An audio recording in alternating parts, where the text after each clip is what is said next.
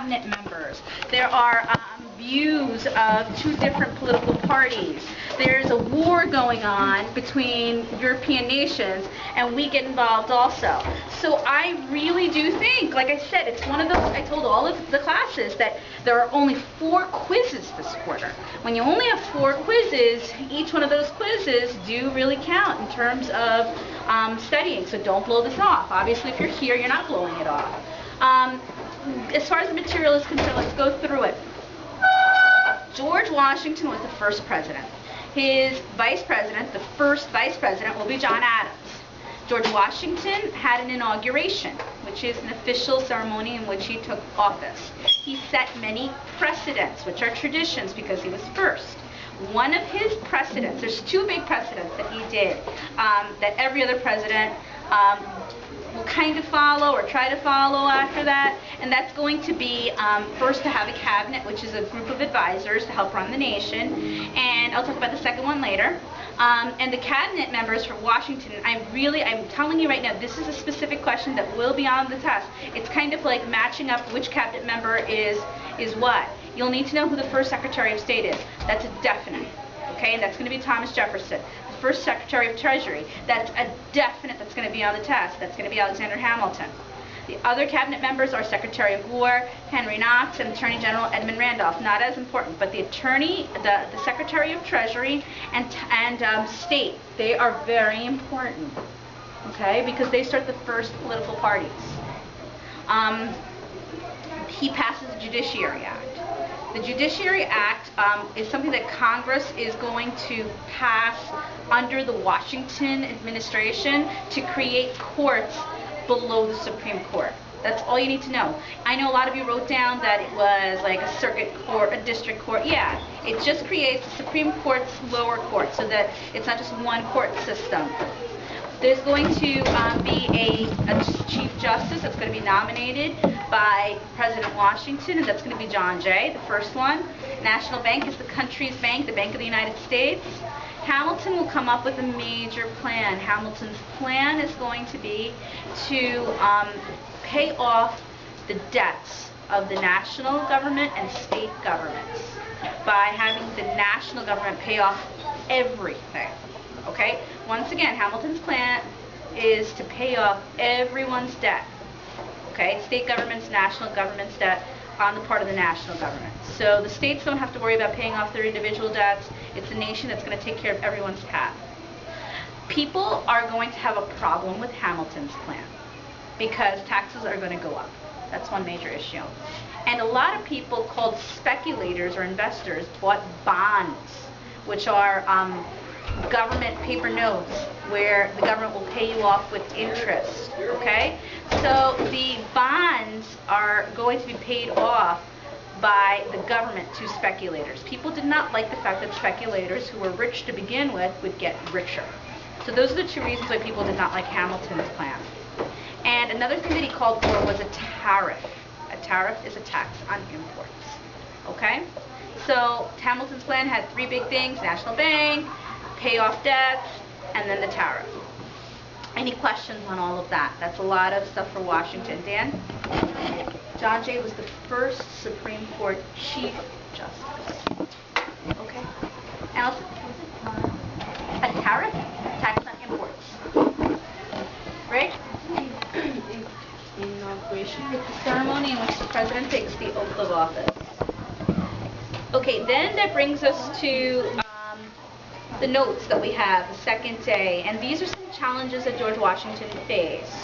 Some of the challenges included the fact that people in Pennsylvania or farmers were angry about the whiskey tax.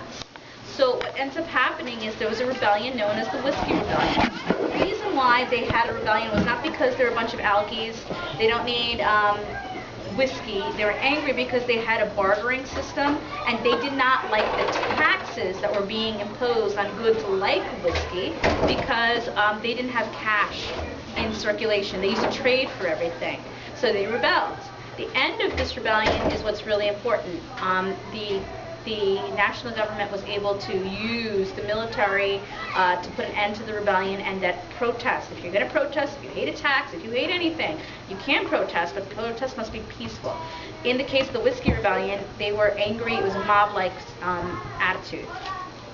Then we have the whole idea of Britain and France being at war. George Washington does not want us to get involved, so he passes the Proclamation of Neutrality, which he officially proclaims that it's illegal for anyone to get involved in Great Britain and France's war. But some people joined the French side anyway.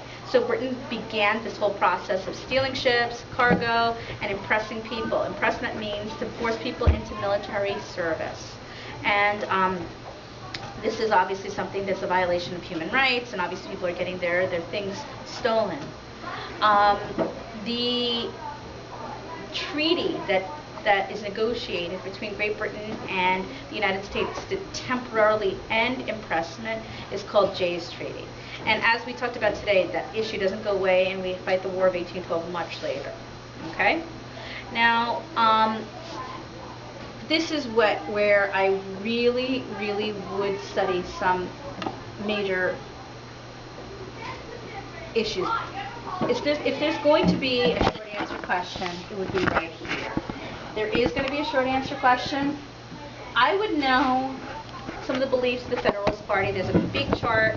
It's the third sheet that's up on the board.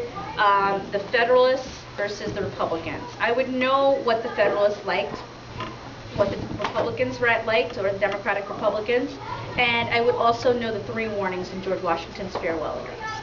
Okay? Generally speaking, if you want to study the Federalists are going to be the people that are going to want everything associated with Northeastern values and a strong national government. They want a strong national bank, strong national government, ruled by the wealthy. They're going to want manufacturing as their major industry. They want a very loose interpretation of the Constitution.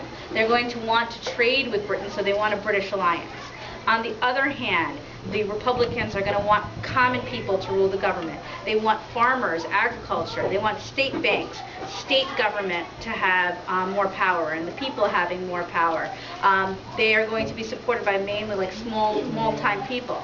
The first Federalist president, well, the Federalist, George Washington is going to have no political party. The first Federalist president will be John Adams.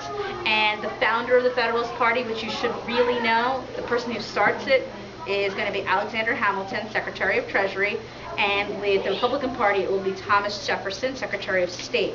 They both disagreed with each other while they were working for George Washington, and that's how we have these political parties. George Washington is going to set another major precedent. This is the second one. And the first one was to create a cabinet. And the other one is that a president should be in office for 2 terms.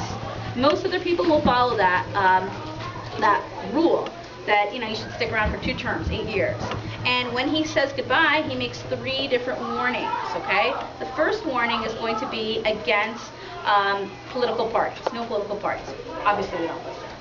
Second thing he warns against is going to be sectionalism, which is loyalty to one's region. He thinks that if you're so loyal to being either a northerner or southerner or westerner, whatever you are, you're not going to be interested in the nation's well-being.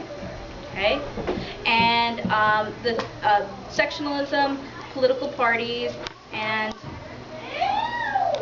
jeez.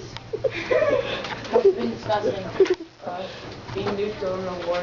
Neutrality, yeah, foreign alliances, yeah. Thank you very much. Just totally had like a moment. Very nice. Andrew's already studied. So like the third one was going to be foreign alliances. Actually, I knew that, Andrew. And what I was doing was a teaching technique known as pretending you don't. No, I didn't. I forgot for a second. It would have came to me. But against foreign alliances. I'm leaning toward putting on writing down like a view of the political party, one of the 2 political parties. But if there's going to be the short answer questions, most likely will be one of those 3 things. Like list 2 views of the Federalist Party, list 2 views or 3 views of the Republican Party. Tell me what George Washington warned against, something like that. Okay, for short answer. Next, and sectionalism, we just defined it. In 1796, we're going to have a new president because George Washington's not going to run again. So George Washington is going to step down, and we're going to have as winners of the election a Federalist who's going to be John Adams, and the Vice President is going to be Thomas Jefferson, who's going to be a Republican, and that's going to be our next administration. For John Adams, as soon as he starts his presidency, he's going to have controversy because the French are going to think that we're siding with the British by signing Jay's Treaty, so they start to take our ships and cargo, and we were scared. So John Adams sends Americans to negotiate a treaty with the French. They were supposed to meet at a specific time, specific place, specific location, and they were supposed to meet with the French foreign minister, whose name was Charles de Talleyrand.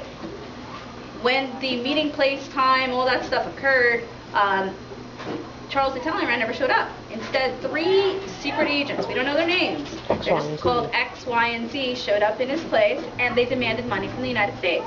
And we said, absolutely not. Okay? And what happens is a 2-year undeclared naval war between the United States and France. Between 1798 and 1800, we're just going to be fighting on the seas. And that's where we talked about today. Adams gets nervous, so he builds up our navy, and we're going to defend ourselves if the French attack us, and we'll preemptively attack them once in a while too on the seas. Now, on the domestic front, these are some things that make Adams extremely unpopular.